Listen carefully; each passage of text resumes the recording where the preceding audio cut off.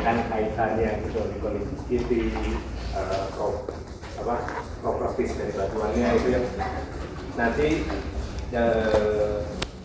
yang umumnya dipakai dalam hidrobiologi. Sama aja lah ya. Nah,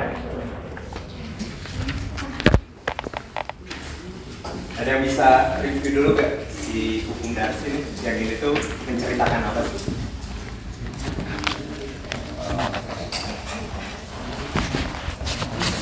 Ini kan cluenya ada ini, ada minus, ada K, delta K, delta Y, delta L.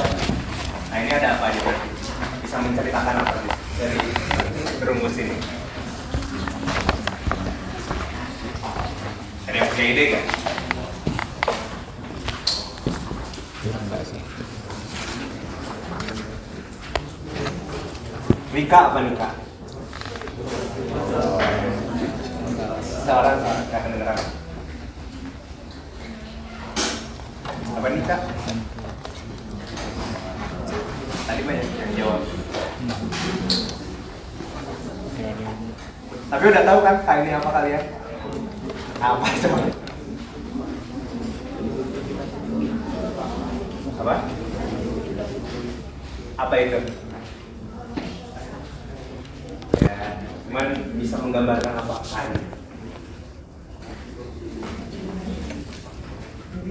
Kalau saya kasih clue, kalau orang juga bilangnya permeabilitas.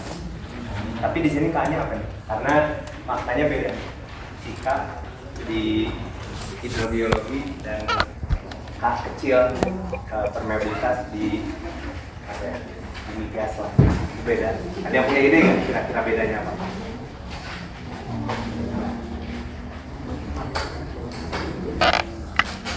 Ya sih kayaknya kok. Nah itu nanti seiring berjalan waktu sambil slide-slide nanti saya tanya lagi ya di akhir ya, bedanya H ini hidrolik, conductivity hidrolik sama si K kecil permeabilitas itu beda. Berarti ini DH apa nih DH? Ketinggian itu, ini DL. Nah terus si minus ini menggambarkan apa?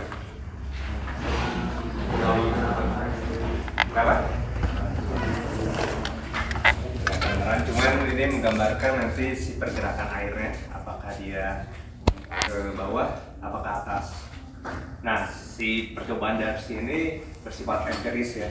Ini dia melakukan banyak percobaan, pengujian, gitu. Dan sebetulnya hukum Darcy ini tuh pada dasarnya banyak digunakan pada rumus-rumus lainnya kalau kalian sadar. Nah ini nih kayak panas, listrik, semua yang mengalir lah. Itu karena ada perbedaan potensial. Ya kan kalau kayak kita tahu lah, air mengalir dari yang tinggi ke rendah. Terus juga panas dari yang lebih tinggi ke yang rendah. Bahkan itu pun dapat diimplementasikan dalam ini apa?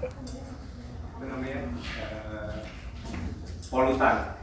Kalau kalian berbicara mengenai polusi di air tanah, nanti bergeraknya kemana nih polusinya?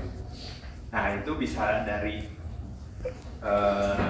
kandungan zatnya polutan tersebut dari yang rendah ke yang kecil.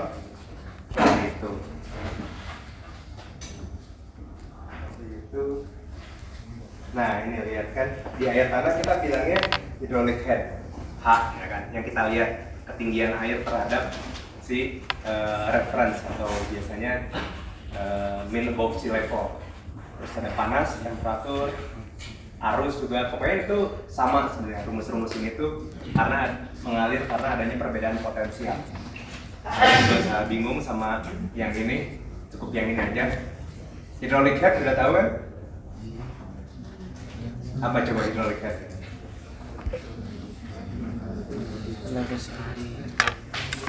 Gampangnya Indonesianya air tanah lah. Gitu, ini gradien hidrolik. Delta H ya, minusnya cuman pergerakannya kemana. Hydraulic conductivity K besar. Gitu. Ya, bawah.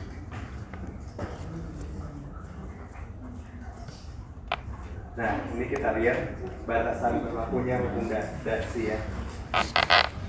Reynolds number, kalian tahu Reynolds number di sedimen dia yang menceritakan mengenai aliran ya. Nah ini juga sama nih, kan aliran secara umum kan turbulen dan laminar ya, laminar. Nah sama halnya kayak di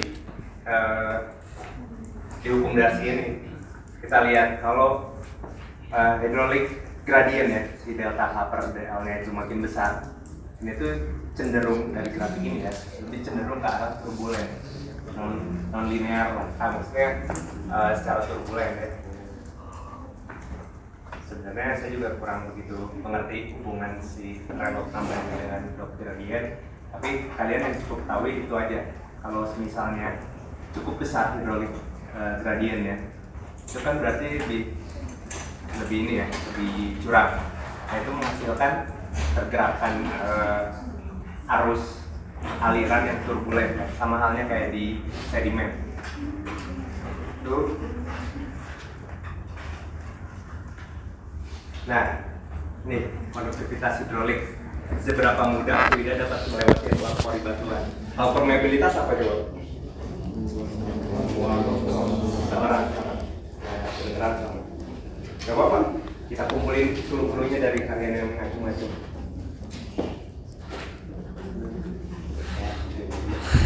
Coba yang pojok nih, permeabilitas apa tuh? Ya.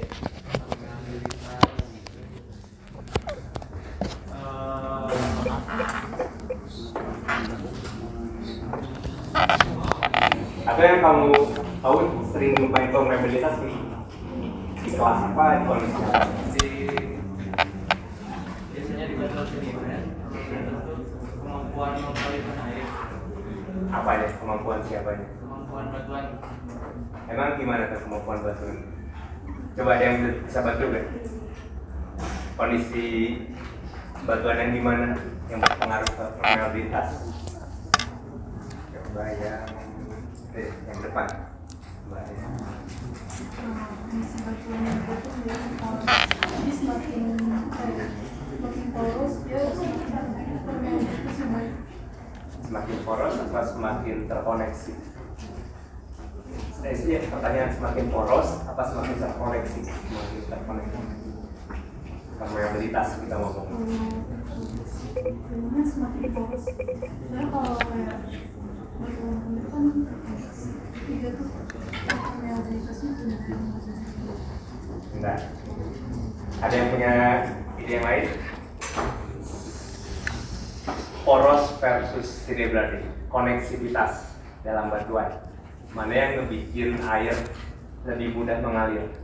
Batuan yang banyak lubangnya, ruang-ruang bulatnya, ruang-ruang space kosongnya, atau yang setiap porosnya itu saling terhubung?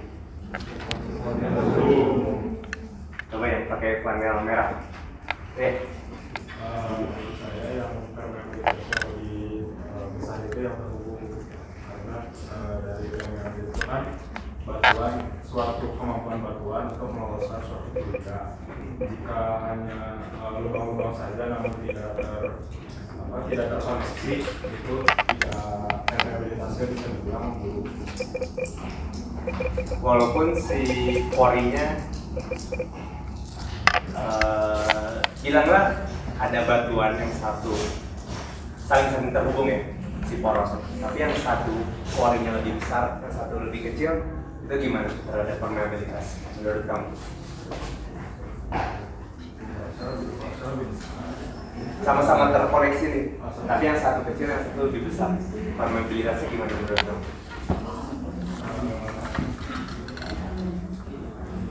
Lebih oke yang mana? Menurut saya lebih baik yang besar, yang lebih Kenapa? karena ketika lubang itu lebih besar, berarti kan volume untuk meloloskan airnya itu lebih besar. Ya, kurang lebih gitu ya. walaupun sama-sama poros. Misalnya kita bisa ambil kasus di pasir halus dan pasir kasar lah. Itu kan porosnya beda ya. Yang kasar itu secara umum itu porosnya kan akan lebih besar-besar. Kenapa? Ada yang punya ide nggak kenapa? Di sedimen berbutir kasar itu porosnya cenderung lebih besar dibanding yang halus. Satu orang coba, mbaknya yang kerudung hitam, baju hitam.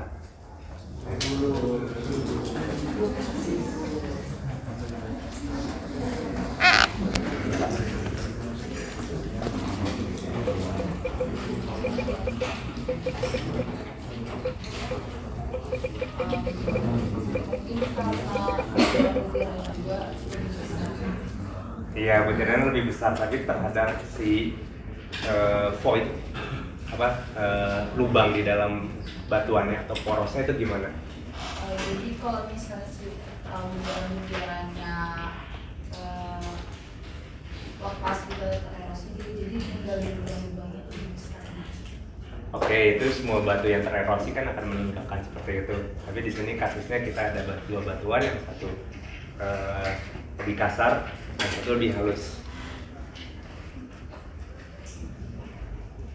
Ada ide nggak? Di batuan sedimen kan kita kasar sama halusnya kan ditentukan oleh si besarnya ya. Kita bisa bandingin nih, misalnya ada yang besar-besar sama mungkin ada grain-grain lebih kecil. Ya, kalau kalian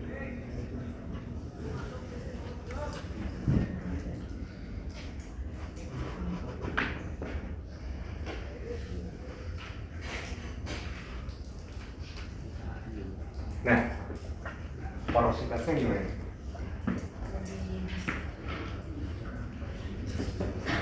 Yang hitam ya, voidnya tuh. Lebih besar yang di butirannya yang besar. Nah, ya. Jadi ukuran butir juga nanti mempengaruhi si ini ya, properties dari permeable, kalau kita ngomongin permeable.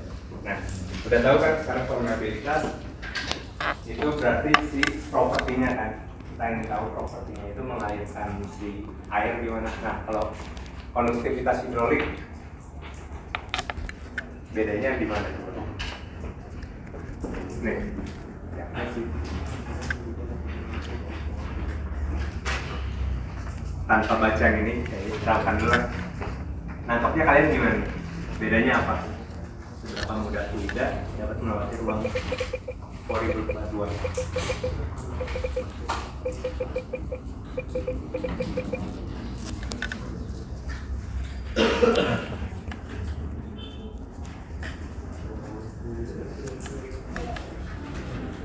Nih, kan udah ada clue-nya nih. Tergantung dari jenis fluida dan medianya. Tadi di permeabilitas kita cuma lihat apanya aja? Medianya aja kan. Nah, kalau di konduktivitas hidrolik kita juga mempertimbangkan jenis fluida. Ada yang punya ide gak kenapa kita perhatikan jenis fluida? Memang berpengaruh apa sih si jenis fluida terhadap mereka masuk dan menerobos si pori-pori itu? Seorang-seorang, coba aja.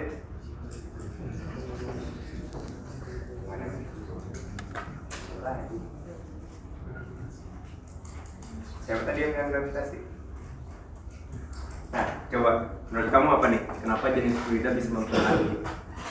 Ini soalnya di fluida itu kan dia punya densitas sama viskositas juga beda-beda. Kalau tadi saya nyebut gravitas itu, berarti kan sebelah saya tanya kenapa densitas itu. Coba supaya jelasin aja jenis fluida. Kenapa? Jelasin aja jenis fluida, kenapa ngaruh? Karena kan itu sifat antara fluida sama medianya kan. Kalau yang dari si permeabilitas tadi itu cuma si medianya doang. Sedangkan sini itu sifat fluida bisa ngaruh atau enggak lewat media itu. Di sini itu jenis fluida pasti ngaruh soalnya kental atau cairnya fluida itu sama densitasnya berat atau enggak itu pasti ngaruh sama si kemampuan dia ngalir di medianya. Nah, terus kurang lebih kayak gitu. Jadi ambil contoh lah, kita lihat fluida dengan viskos yang berbeda, viskositas yang berbeda. Yang satu kental, yang satu lebih cair. Yang mana lebih mudah buat air tersebut ngelewatin si bolong-bolong itu yang mana? Air. Gitu. Nah ini contohnya ya, maksudnya klasifikasinya secara umum. Tapi ada yang bisa ini nggak kasih tahu saya perbedaannya apa di sini? Kita lihat nilai mediannya lah, tengahnya. Nih dari gravel ke clay.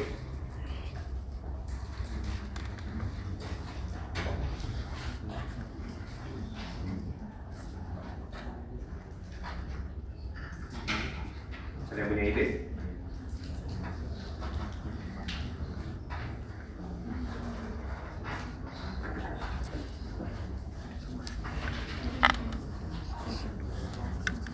Dari butirnya gimana nih? Halus. Ini nilainya makin low, makin gimana? Berarti gimana tuh?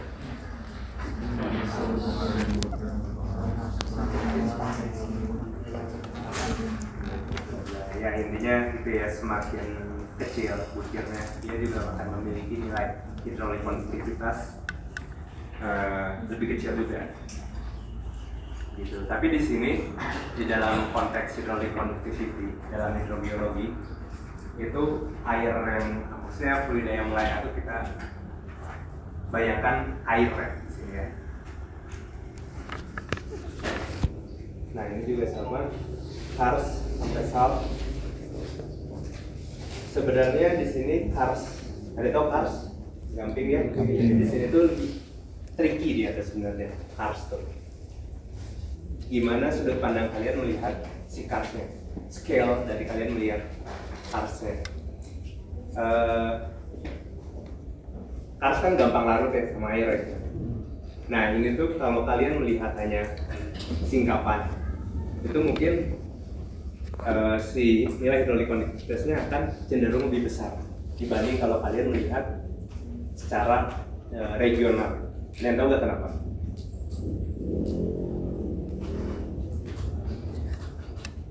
Kalian cuma lihat nilai K satu TV ini nilainya lebih kecil, lebih besar, tapi kalau kalian melihat tembok ini nilai K-nya itu lebih kecil lagi, lebih besar.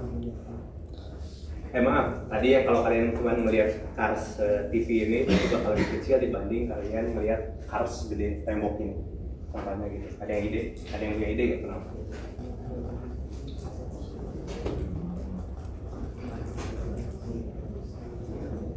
Tadi saya udah nyebutin sebelumnya depan.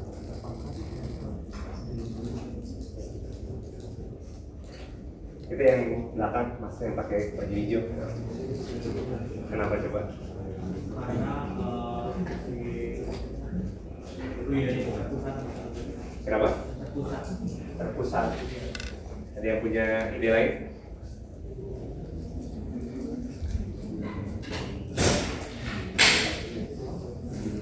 Apa sih? Banyak yang bertemu. Pokoknya kalau Kenapa pengamatan di sistem dengan skala pengamatan yang berbeda memiliki nilai hidrolik konduktivitas yang berbeda juga. Jadi kamu cuma lihat dari singkapan dibandingkan kamu melihat tentang alat kars secara lebih besar ya. Kira-kira kenapa? Belum tahu. Nah, jadi tadi saya udah sebutin di awal larut dissolve. Nah, jadi karena sifatnya si kars sistem itu mudah terlarut, itu memudahkan untuk si air itu kan terobos ke bawah, masuk, mendissolve di batuannya yang pada skala besar ya. Mungkin awalnya kecil ya, hanya retakan dulu ngikutin si epikars. Tahu kalian epikars? Itu kalau kalian ke Citata, ke Stone Garden, kalian lihat di bawahnya banyak kotak-kotak bawah kayak sisir itu epicars namanya. Itu salah satu benda alam fitur geomorfologi dari car system. Nah itu kan awalnya tuh itu tuh nggak kayak gitu. Awalnya tuh dia cuma kepet aja, cuman karena ada air, hujan, mungkin daerah retahnya yang mana, ya udah dia ngedissolve itu makin besar. Nanti dalam skala yang lebih besar lagi itu akan membuat kayak lubang yang disebut conduit atau conduit kayak gua di bawah kars yang besar saling terhubung. Nah itu makanya skala pengamatan di kars ini cukup tinggi seperti itu.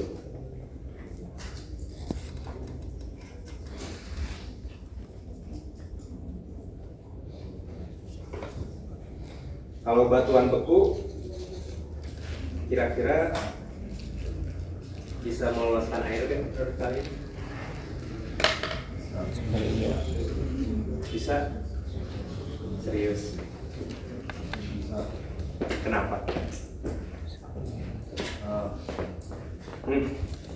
Kalau misalkan di batuan beku itu terdapat struktur kayak resikuler yang di dalamnya itu ada bolong-bolong hasil dari pelepasan gas. Nah ya, itu salah satunya. Terus apa lagi coba? Ya. Kalau kita kalau ada kar. Oke, terus apa lagi?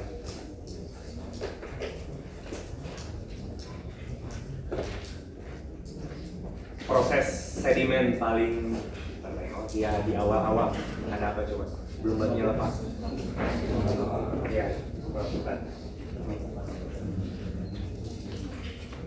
Menurut kalian ada gak batuan yang nggak bisa meloloskan air?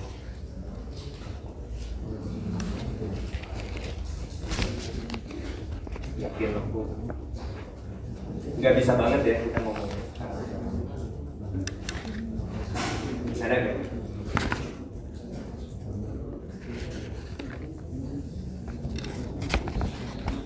Ini deh mas yang di depan.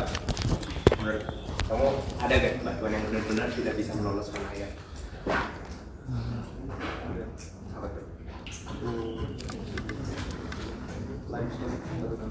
Ini baru saya cerita sebelum slide ya.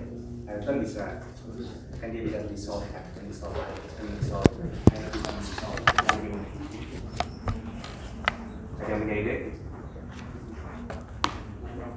Itu batu permafrost, dia benar-benar nggak bisa meloloskan air. Kenapa? Ini jarang ya, bahkan mungkin tidak ditemui di Indonesia.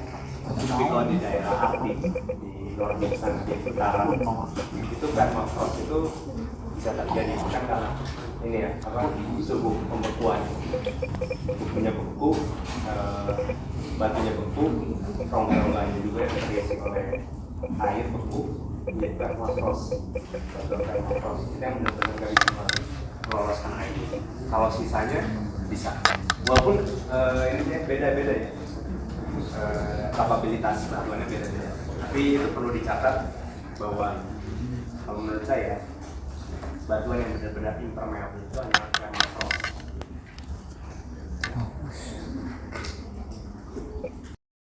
Ini rumus ada ya. Ini kan ada fungsi dari permeabilitas dari si mediumnya, terus ada rho G, kasih rho juga ada fluida juga main di sana, ada viskositas juga bermain. Ya, jadi udah paham ya perbedaan permeabilitas dan hydraulic conductivity.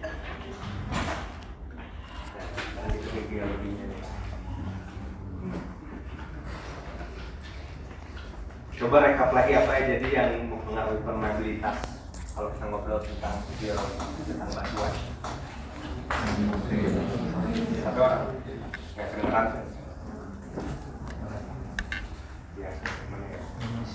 Jadi yang pakai kemeja putih. Ada. Permeabilitas pertama berarti ya, terus porositasnya kalau terus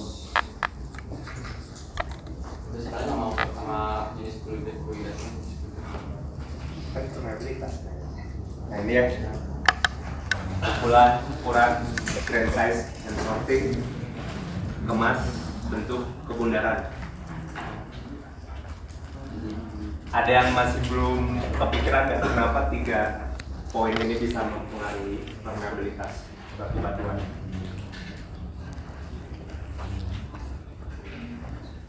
Bentuk dan kebundaran.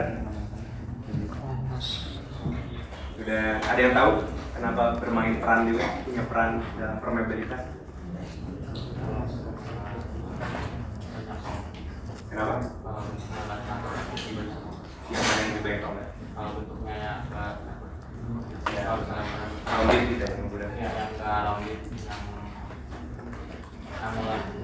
yang angular. Yang angular, justru yang angular itu akan memberikan permeabilitas yang lebih kecil. Itu kan yang angular atau yang rounded? Oh, angular. Dia kan bentuknya berantakan ya.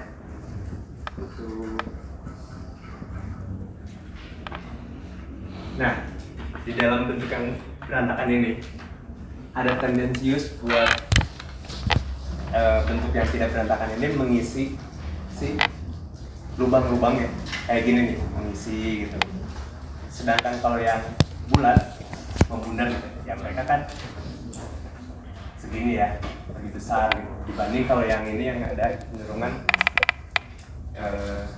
inilah analoginya kalau kalian main puzzle itu kan bentuknya aneh-aneh kan. Cuman kalau kalian satuin rapat kan.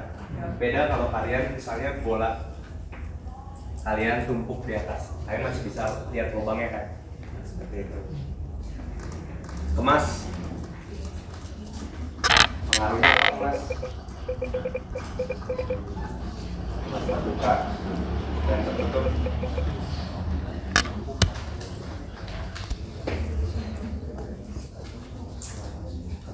Yang menyedek. Coba mbaknya yang pakai kacamata di sebelah jendela. Pengaruhnya kemas terhadap permeabilitas.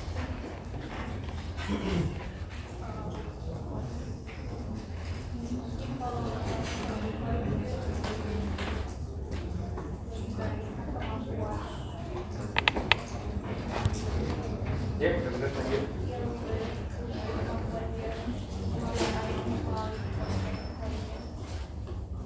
Kalau yang buruk yang gimana?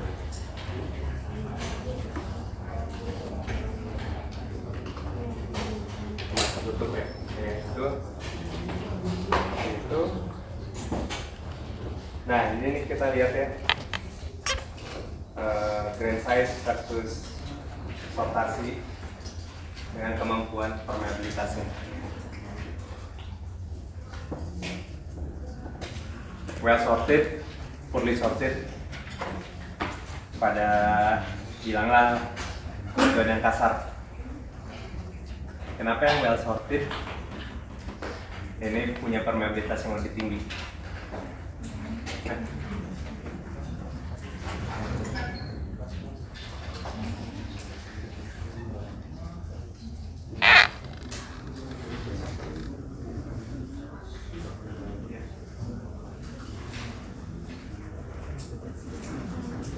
Kenapa coba?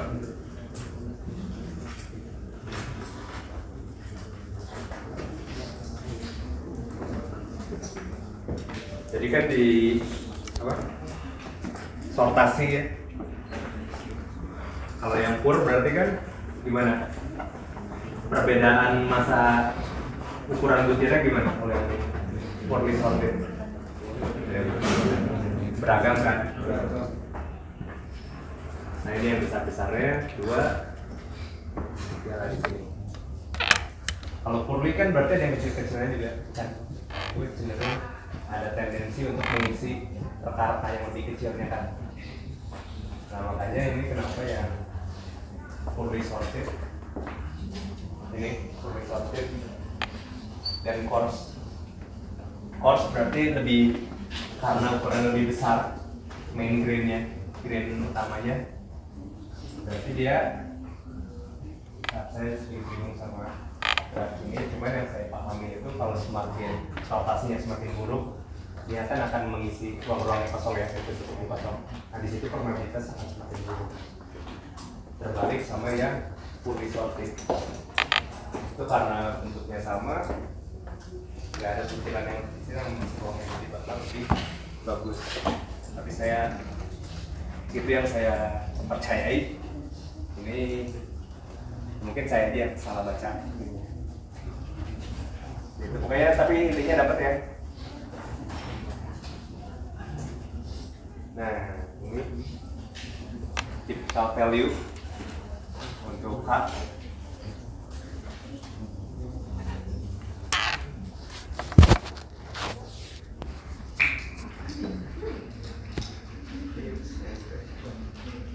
Nah, di sini kita bisa lihat ya perbedaannya kalau batuan yang belum terkonsolidasi sama yang sudah teridentifikasi dengan baik menjadi batuan. Bedanya apa coba?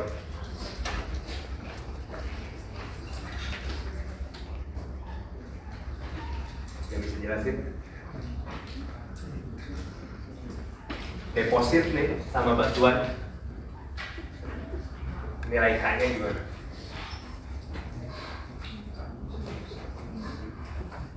Ini mas, jelas bisa lihat.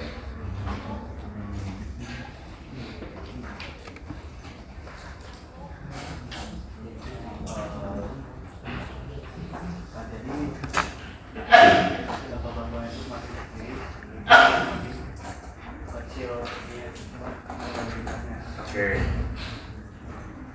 Tapi perbedaannya antara unconsolidated atau deposit, Dia semakin ke atas itu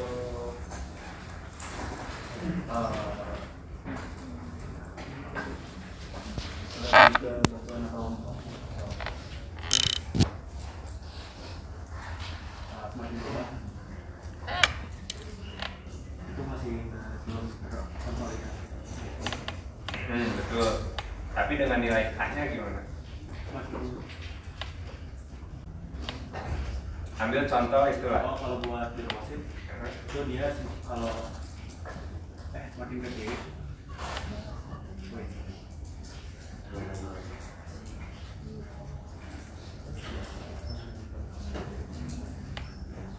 Coba baca grafiknya gimana. Mbaknya mungkin bisa bantu.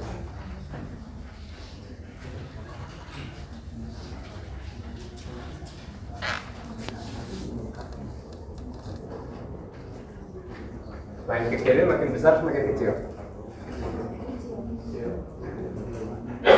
Berarti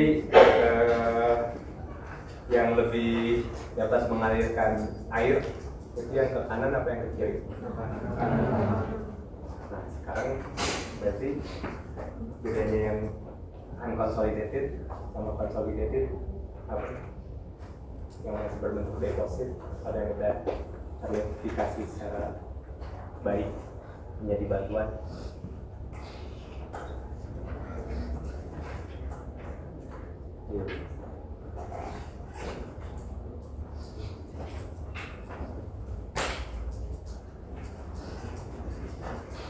Jadi kita juga bisa bicara ya, itu kan dibagi nih. Yang bawah ini unconsolidated, dia belum teridentifikasi, dia masih belum belum saling menempel lah grain-grainnya. Tapi yang atas kan sudah menjadi batuan. Nah tapi kita bisa lihat dengan makin ke kanan dalam kelompok unconsolidated itu semakin besar, semakin dapat air, makin oke lah melaluinya, ya kan? Batuannya tidak kompak, masih banyak celah, air bisa nembus seenaknya. Seperti itu. Nah ini ya yang tadi saya bilang limestone dengan karst, bentang alam karst. Tergantung skala penglihatannya. Padahal kan sama-sama limestone ya, tapi yang di sini limestone-nya lihat ini minus angkanya. Berarti dia air lebih resisten untuk mengalir, tapi di karst limestone dia lebih besar. Begitu. Hanya karst ini cukup menarik untuk diamati. Tergantung kalian skala limestone yang kalian lihat.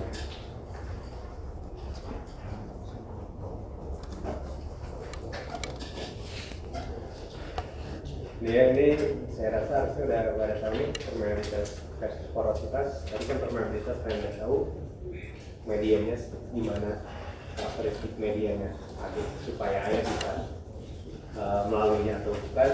Nah kalau porositas itu berarti rongga-rongganya ya kan. Nah, permeabilitas yang baik itu umumnya memiliki porositas yang tinggi juga. Walaupun di sini kita melihat permeabilitas itu dari konektivitas antara ruangnya ya, seperti itu. Nah, tapi porositas tidak harus memiliki permeabilitas yang tinggi. Itu.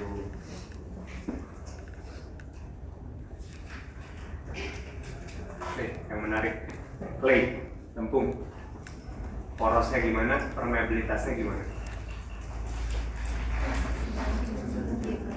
Satu orang.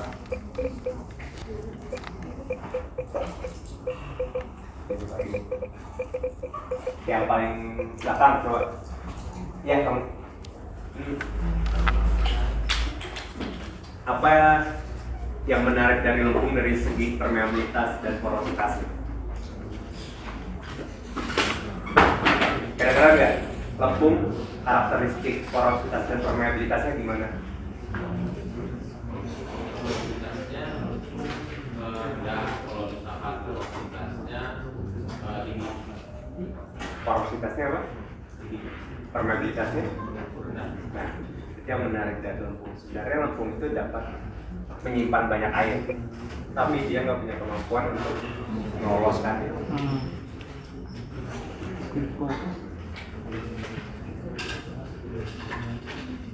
Nah, ya, kapasitas media beda, porositas itu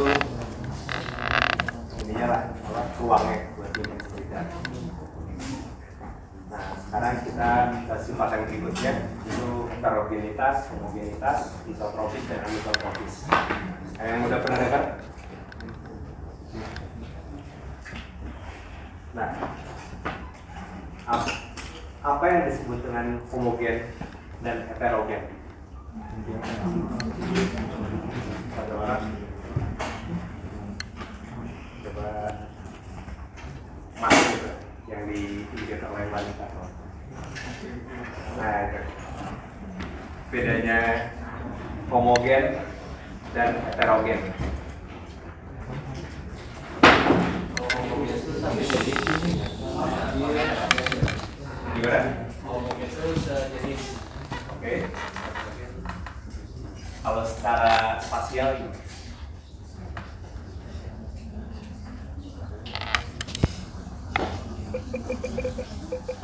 Secara ruang lah kita ngomong. Bayang nggak? Oke kak, kalian udah tahu nih homogen itu yang sama, heterogen berbeda. Tapi apakah dalam ruang, dalam suatu ruang itu adalah hal yang sama?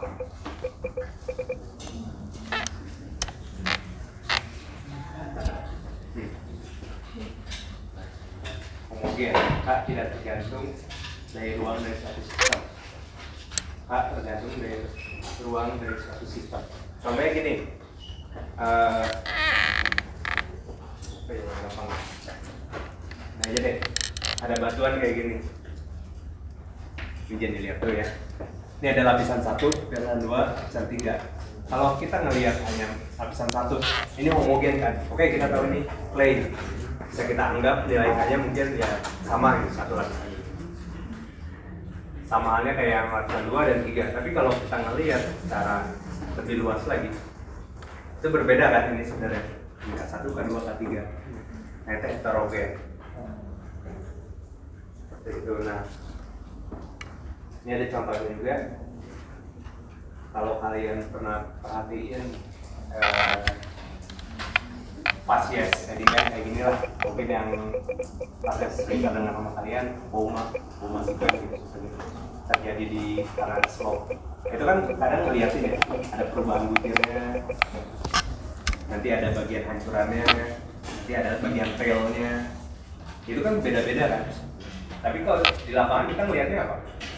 Mungkin cuma yang ini doang, yang ini aja, kotak ini, yang ini itu homogen kan. Tapi secara luas, Kalau kita ruang yang lebih besar lagi, itu heterogen karena perbedaan si nilai karakteristiknya itu. Tuh, berbeda di setiap lokasi. Nah, kalau isotropik dan anisotropik, ada yang pernah dengar nggak? Iso apa iso? Sama. Aniso. Tapi secara ruang gimana? Pikiran nggak?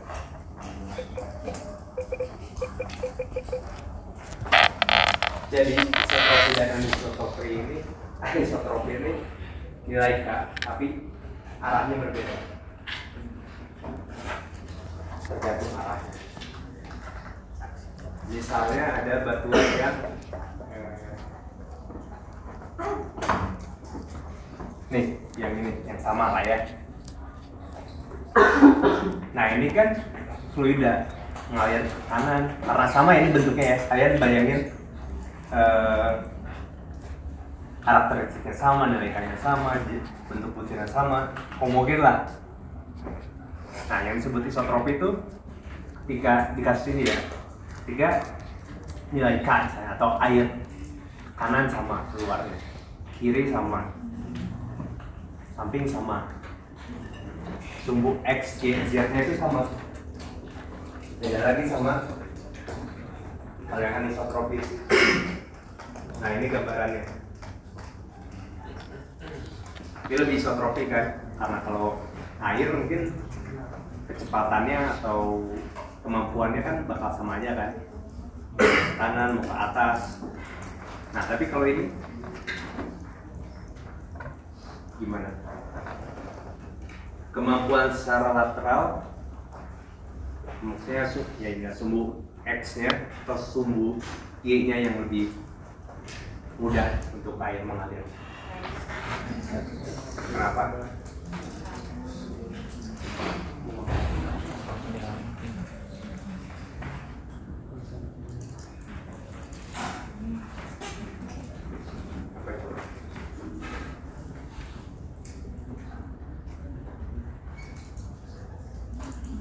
Ya gampangnya lihat aja ini besar porinya. Kalau secara lintang X gimana? Kalau turun kan ya ketahan, sama yang ini lebih sedikit ya ruangnya.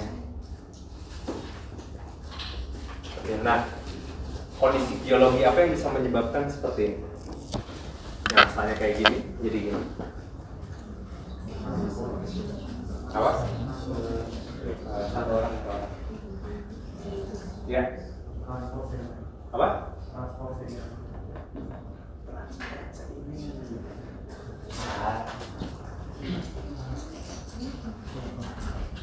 Tapi dalam kasus ini kan kalau transport sedimen itu kan dia belum jadi batu ya, dia masih proses. Mungkin bentuknya kayak gini dia dipengaruhi sama alirannya kan. Tapi ini dalam kasus yang sudah teridentifikasi batu. Tapi orientasi butiran ini bisa berubah. Kira-kira kenapa? Kenapa? Metamorfism untuk bisa, tapi lebih cenderung ke arah yang disebabkan oleh tekanan. Ya kan? Kalaupun ada overburden dari atas mengubah bentuknya, memungkinkan nggak?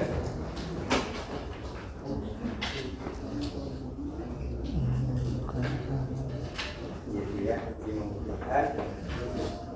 Kompaksi, adanya kompaksi juga yang membuat itu lebih ya pengen lah istilahnya merubah si orientasi butiran itu. Nah ini contohnya, ngerti gak bacanya gimana? Nah kondisi paling ideal nih, homogeneous isotropik. Artinya apa?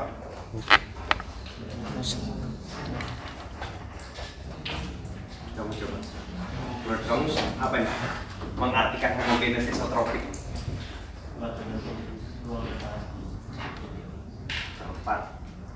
Coba lagi, sekali lagi.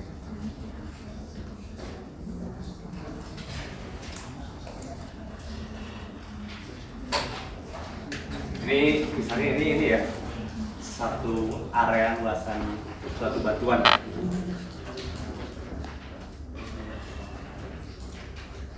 Itu berarti homogeneous, berarti dimanapun titiknya nilainya pasti sama kan, akan tetap sama, mau di sini sama, mau di sini sama. Isotropik ke segala arah, nilai K-nya akan sama. Ini sama ya, terhadap H, terhadap ini sumbu X dan Y, bahkan sumbu Z harus sama. Gitu. Homogeneous berarti di mana-mana sama nilainya.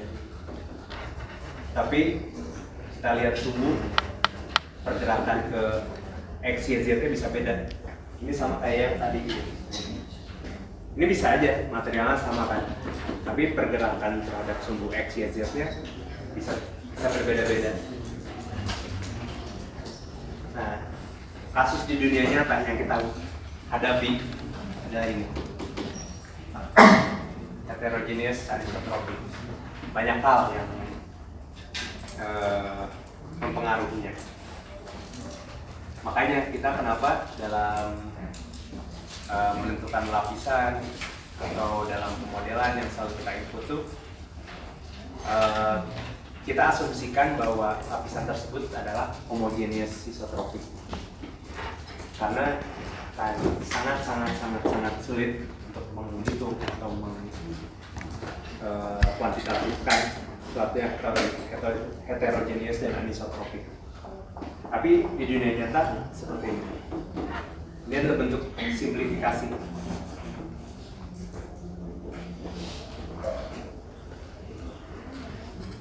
Nah, teori kualitas ekivalen dari sebuah sistem. Kita ada beberapa lapisan nih. Kalau kita melihat hanya lapisan 1K1 ini homogeneous ya. Tapi kalau secara lebih luas lagi, ini heterogeneous kan. Nah, nilai K-nya juga sama nih. Kadang-kala kita harus dalam penentuan hidrostatigrafi, kalau kalian dapat aquifer, itu bisa jadi lapisan itu nggak sepenuhnya adalah batu pasir, misalnya kita bilang ya, aquifer batu pasir. Itu sangat-sangat ada kemungkinan di antara tengah-tengah batu pasirnya itu ada batu lempung isir, ada batu lanau. Nah, tapi kita kan butuh secara keseluruhan ya. Kita bisa, tapi repot untuk menghitung setiap perlapisan yang ada. Apalagi kalau lapisannya yang ada persisipan atau perselingan yang kecil-kecil itu kan sulit ya menentukan. Nah, makanya kita coba satukan.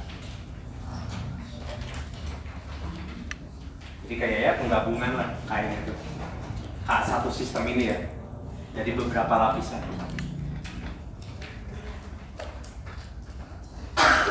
Nah, sedikit balik ke porositas dan fluid ratio.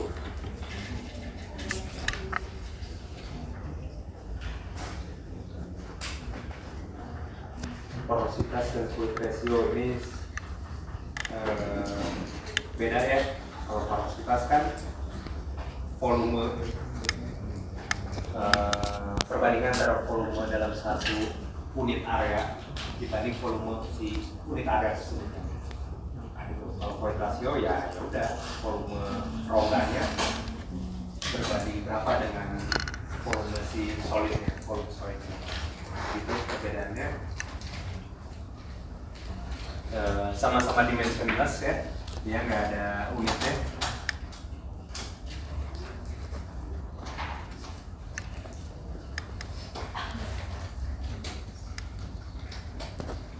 Nah, ini contoh tadi ya, kalau si solvasi buruk dan baik itu mempengaruhi nilai porositas juga. Iya, solvasi baik cenderung sama, nggak ada partikel grain lebih kecil untuk mengisi ruangnya. tuh N-nya di sini contohnya 47%, tapi kalau yang buruk terisi dari N-nya nilai porositasnya ini dikurangi, depend on relative size. Packing, tahu packing? Porositas.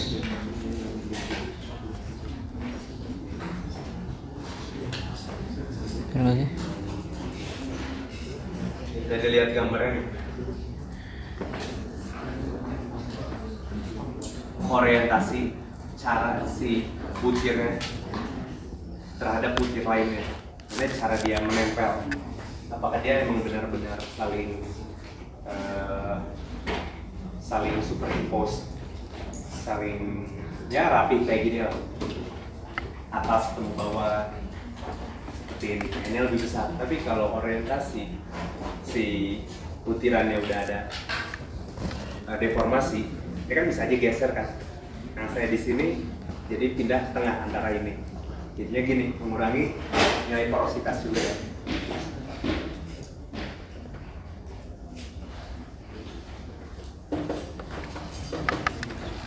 Nah, ada yang bisa urutin nggak? Mana yang punya permeabilitas dari rendah ke tinggi di sini?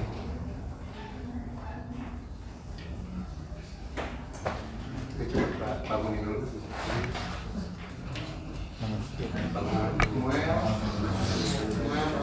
Ada yang bisa urutin?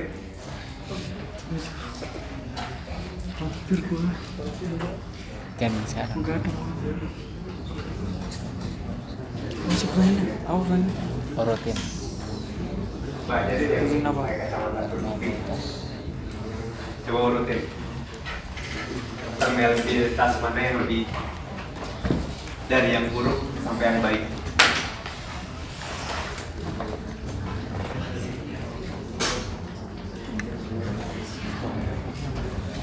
Yang buruk fracture. Tahu. Kalau ini dan ini, yang baik yang mana? Permeabilitas. Berapa? Berapa? Yang ini, yang lebih baik. Yakin?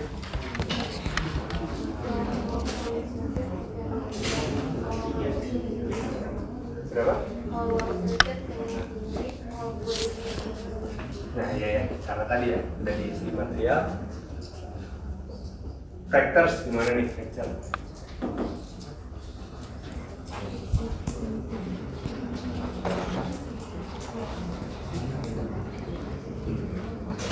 Gimana ya? Menurut kalian fractures nih untuk menyimpan air atau fluida bagus atau enggak? Ada yang jawab enggak, ada yang bilang bagus. Yang bilang bagus siapa? Coba voting, yang bagus siapa aja? Apa enggak? Yang fractures buat menyimpan fluida yang bagus siapa? Oh, banyak letakannya kan? Kamu? Kalau banyak letakannya, Berarti bagus yang kan lainnya lempung yang bagus.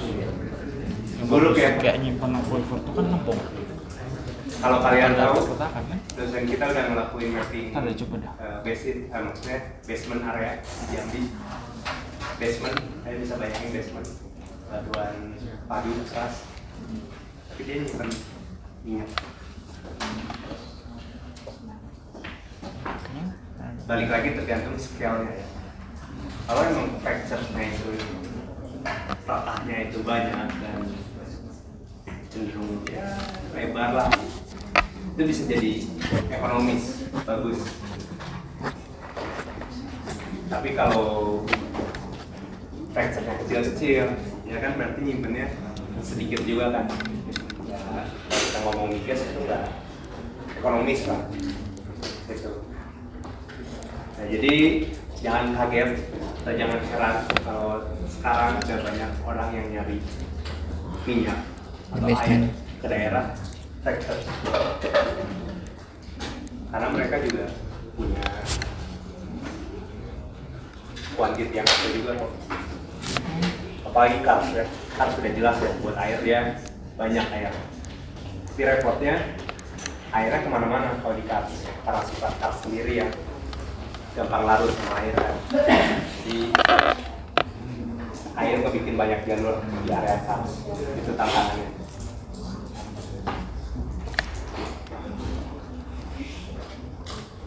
Ini sih tadi ya, kalau kita lihat porosity perbandingan antara void volume per ini ya, total volume.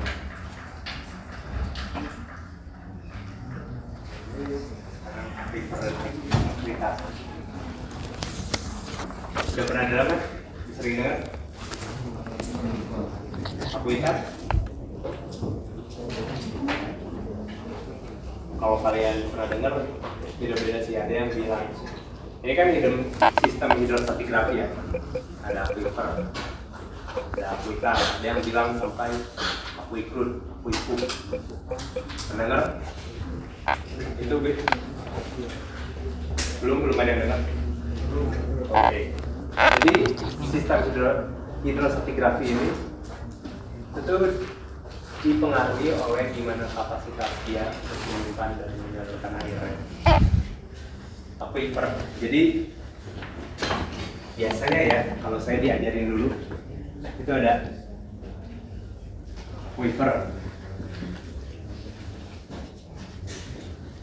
aquitar, aquifug, salah gitu, aquiclude ya. Aquiclude. Itu gimana kapasitasnya, kemampuannya dalam menyimpan air. Aquifer paling oke. Aquita, aquifug, aquiclude ini kayak saya lupa urutannya, pokoknya ada yang tidak ekonomis, ada yang ekonomis. Tapi kalau saya baca banyak jurnal-jurnal, orang kan yang membagi itu ke dua, aquifer dan aquita. Yang satu oke untuk meloloskan air, yang satu kurang oke. Itu aja. Mau mengalirkan airnya segimana terserah. Yang penting yang satu bagus, yang satu kurang. Gitu. Nah ini ya, aquifer menurut Fries and Cherry, media berpori, jenuh air dapat menyimpan dan mengalirkan air tanah dalam jumlah yang ekonomis. Nih, menurut USGS juga formation group unit saturated yield significant quantities of water to well of springs. So, kalau aquifer, media berpori yang jenuh air dapat menyimpan dan mengalirkan air tanah, tapi dalam jumlah yang terbatas. Sama halnya nanti kalau kalian dengar ya, aquifug kayak aquiclude itu juga terbatas seperti ini, cuman ada yang menganggapnya ekonomis dan tidak ekonomis.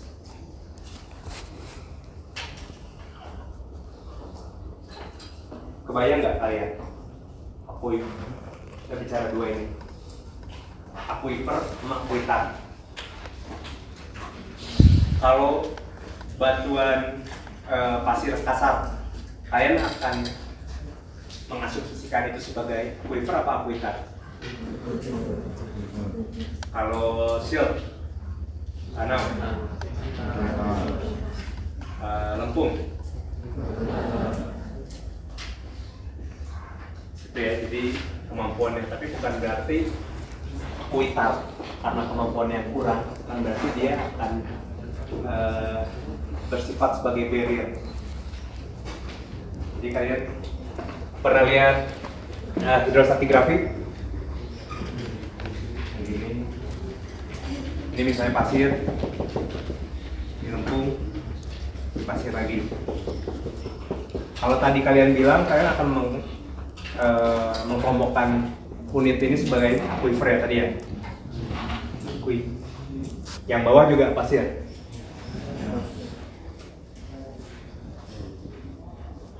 Yang tengah berarti karena dia kurang oke, kalian jadikan apa? kuitar.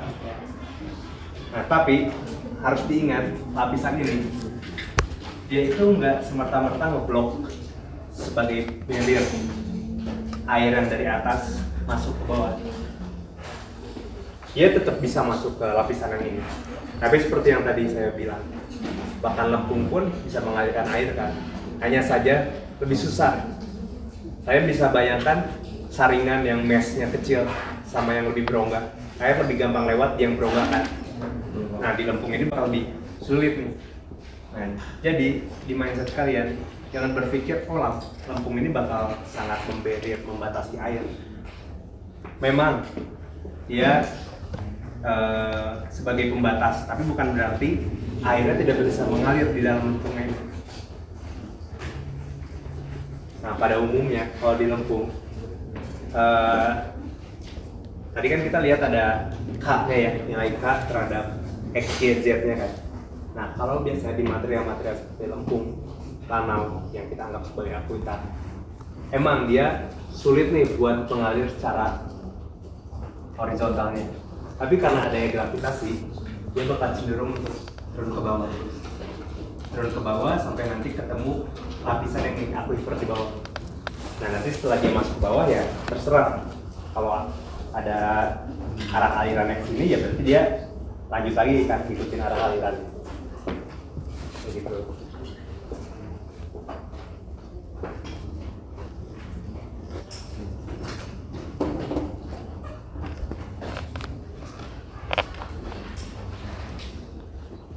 Nah, berdasarkan posisi stratigraphinya ada dua, unconfined aquifer sama confined aquifer.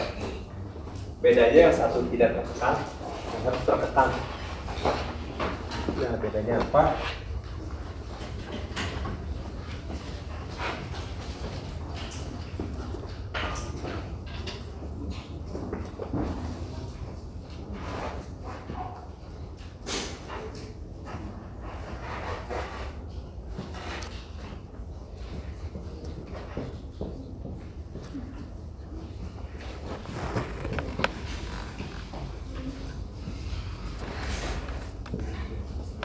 Di atas permukaan ya, ini rumah. Ini kan aquifer ya, kita anggap ini aquifer. Aquifer 1 misalnya, AF1. Ini juga aquifer kan tadi kita. Oke, aquifer 2. Ini akuitar. Oke, AP2, AP1. Nah, ada dua aquifer nih. Kalau kita lihat sini juga kan ada dua nih. Ada yang terkekang dan tidak terkekang. Menurut kalian yang terkekang mana, yang tidak terkekang mana? Dua.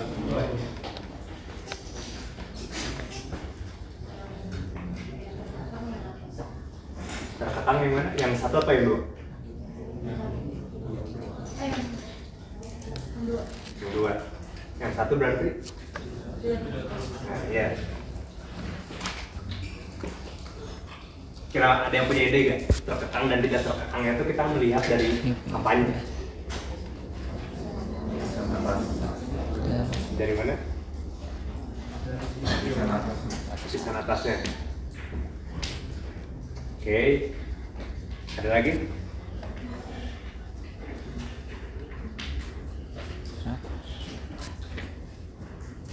Jadi benar ya, salah satunya adalah lapisan di atasnya. Ada yang menutupnya, ada yang sebagai barrier di atasnya. Nah, tapi yang perlu kita ingat di unconfined yang tidak terkekang itu langsung menyentuh dengan atmosfer.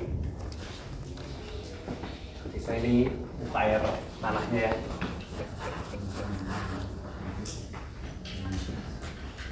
Ini ground water level. Nah, dia langsung menyentuh dengan atmosfer. Berarti ketinggian ini, si air titik-titik ini nih, yang di sini, pokoknya water level muka air tanah itu memiliki tekanan 1 atmosfer. Karena dia tidak terkekang ya di sini. Itu dia langsung kontak langsung dengan permukaan. Apa yang terjadi secara hidrologi di permukaan dia bakal jadi imbas yang pertama kali terdampak. Mau hujan, mau panas terik bikin evapotranspirasi, efek dari perubahan tata guna lahan, antropogenik, dia yang paling pertama kena imbasnya. Kalau kita ngomongin kualitas, ini itu yang paling rentan. Karena ada manusia di atasnya, kontaminan bisa masuk, lebih mudah untuk masuk ke aquifer yang di atas yang tidak terkekang. Gitu, walaupun itu ya drawback-nya, kekurangannya, dia lebih prone, lebih riskan lah terhadap kontaminasi, perubahan segala kegiatan manusia. Tapi untungnya karena dia adalah yang pertama kontak dengan siklus hidrologi, di mana siklus hidrologi itu kan jadi supply buat air tanah. Nah ya udah, berarti kalau emang airnya lagi hujan gede gitu, ya kualitasnya kan lebih naik kan di sini, karena dia responnya direct respon dari event siklus hidrologi lah, begitu. Beda kalau sama yang aquifer terkekang, dia travel time-nya, maksudnya siklusnya itu lebih lama, keterbaruan airnya di sini dibanding sama yang di atas. Kalau di atas kan tadi ya udah, ini misalnya ada sungai, dia keluar atau dipakai sama warga, nanti diisi lagi sama air hujan kan, langsung keisi lagi. Nah tapi kalau yang di aquifer ini butuh bahkan sampai jutaan tahun buat mengisi lagi aquifer ini. Kenapa? Ya karena pertama dia dapat air kan berarti dari cuman proses apa coba? Misalnya ada yang masuk ke sini, masuk bawah, ataupun memang si lapisan ini tersingkap ke permukaan entah di mana. Nah mungkin yang tersingkap itu bisa langsung dapat supply air dari air hujan kan. Tapi untuk sampai ke titik ini itu lama sekali. Pergerakan air itu lambat, sangat lambat. Tapi untuk kualitas dia lebih oke. Apalagi kalau dia udah melewati banyak, si airnya banyak melewati litologi yang berbeda. Kalian pernah tahu saringan minum yang dibikin IPB yang suka diiklan-iklanin? Itu kan dia nyaring air tuh pakai material yang ukurannya berbeda ya, salah satunya besar-besarnya. Sama, itu yang terjadi natural filter. Jadi kualitas ini lebih oke. Gitu. Cuman ya drawback-nya ketersediaannya lebih sedikit. Gitu.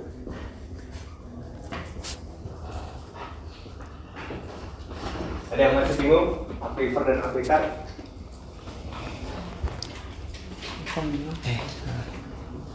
Nah, ini contohnya ya. Kapan nih? Nggak lu ganti. Konflik tidak tertekan. Wah, nggak ada waktu. Belum ada waktu. Nah, kan kalau tadi kan kita tahu di unconfined muka air tanahnya itu akan selalu pada keadaan 1 atmosfer ya.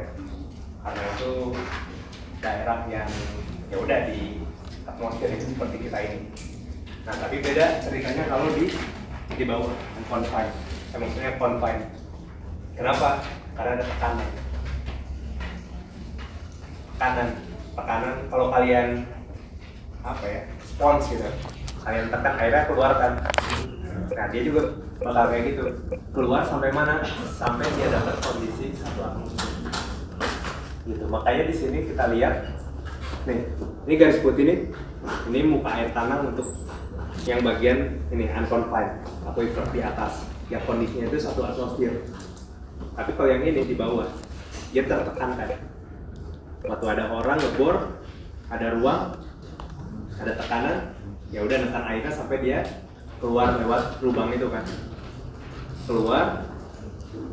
Nah, keluarnya itu sampai keadaan 1 atmosfer. Ini bisa lebih tinggi daripada muka air tanah. Atau bisa juga lebih rendah daripada muka air tanah. Pokoknya sampai air itu ya udah nggak bisa naik lagi. Mungkin contoh gampangnya gini, oasis di padang pasir. Itu kan dia keluar situ karena ada rekahan kan, rekahan ke atas. Itu dari air yang terkekang mengalir karena ada rekahan, ya udah keluar aja di situ. Sama halnya kayak gini. Ini bakal tergenang air di sini.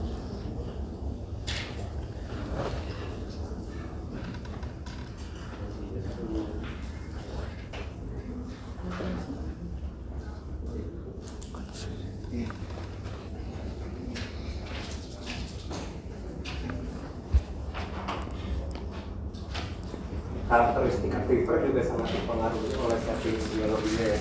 Yang kita bermain di kawasan kars, berarti sistem aquifer yang kita hadapi kan sangat banyak di limestone. Kars di gunung api juga vulkanik, batuan beku beda seperti itu. Ini kenapa berbeda ya?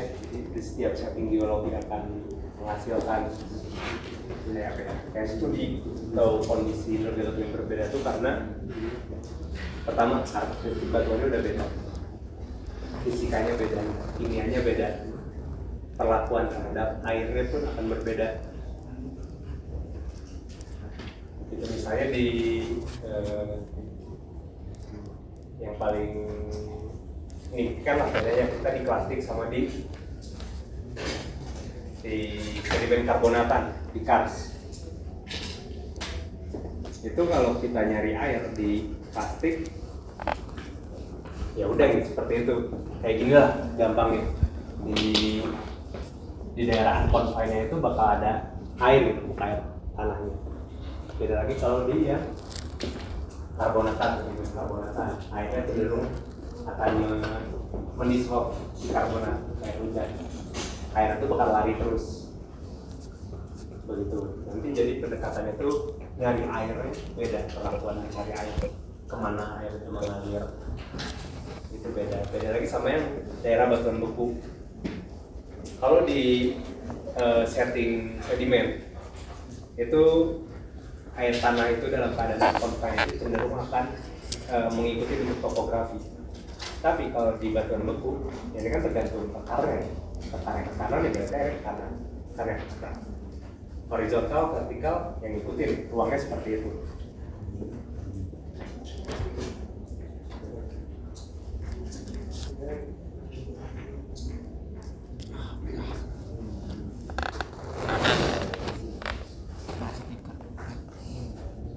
Lagi apa sih? Batuan beku terkekar.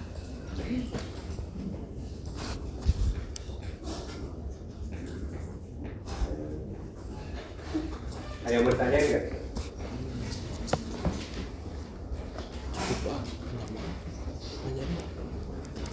Sampai jam berapa sih kalian? Biasanya. Berapa? 2. Tergantung bos. Ada 3. Jam 3. Ngomong banget untuk setengah 3 kan bos jam 3 gue lokasinya udah pada orang-orang mau cepet banget cok udah mulai bohong berarti.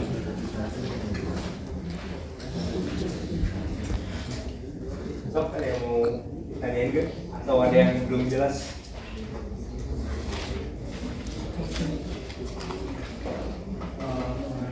Ya. Kalau ini kan aquifer yang ada Gimana? sumber air itu kan kita mau tahu itu bagaimana lingkungan ya lingkungan Malaya, kondisi bawah tanah dari aquifer itu gimana? Apakah disusun oleh batuan itu atau apa? Atau mungkin didominasi oleh sedimentasi? Kemudian kondisinya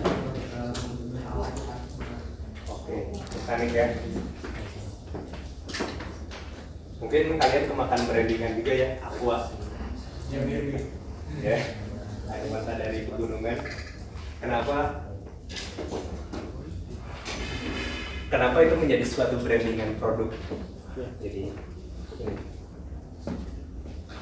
Air dari sumber mata air pegunungan gitu. Kenapa? Karena emang sifat dari batuan-batuan di pegunungan piroklastik seperti itu, dia merupakan filter alami untuk air dari besar butirnya, dari mineralnya. Walaupun saya juga kurang paham ya ada mineral apa aja, cuman banyak mineral yang di sana yang saya ketahui itu dapat menjadi filter alami buat si air. Itu kenapa itu jadi brandingan yang oke lah, dan orang-orang kita juga kan kayak oh ini air pegunungan seger gitu, kayak lebih dingin. Itu sebenarnya ya karena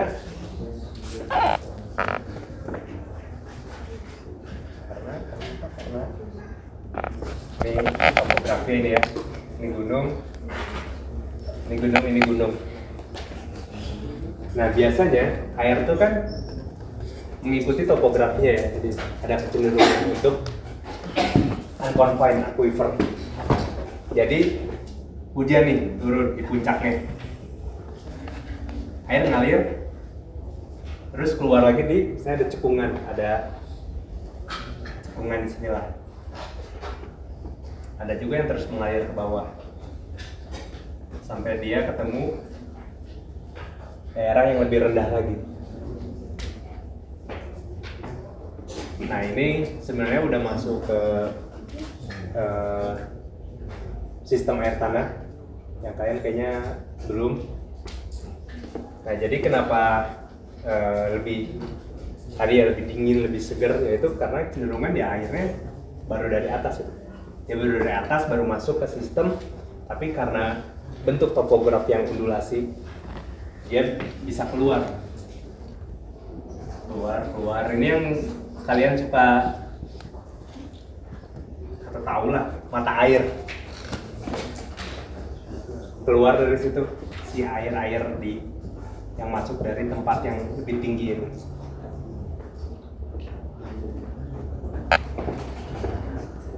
Begitu. Ada lagi? Ini apa? Apa? Buat apa? Contoh masalah.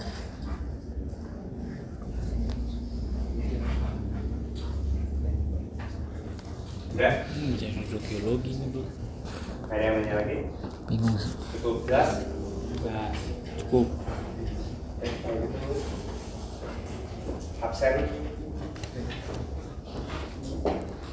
Tidur dulu kan. Jangan di depan dong kalau masih. Kalau nggak ada yang mau ditanyain lagi, terima kasih. Semoga Kalau belakang tuh pemain sedikit ceritanya. banyaknya bisa kalian terima. Kalau yang mau ditanyain langsung aja tanya ke Kang Boji. Oke, terima kasih. Ya, wassalamualaikum warahmatullahi wabarakatuh. Waalaikumsalam. Langsung gede suara bro.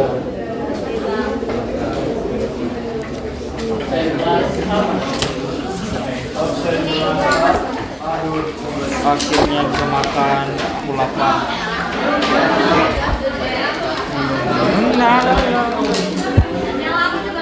Gopis ya, gopis. Ya, Waalaikumsalam. Buang nggak? Mari Bang. Buang nggak? Udah, lu nggak mau tinggal berarti. Ngomong-ngomong apa? Gue udah tahu bakal ngapain. Apa? Gue udah tahu bakal ngapain. Ya udah, lapangan kan? Nah, alatnya juga baru ada. Udah, ini cuma potong aja lah, malu aja.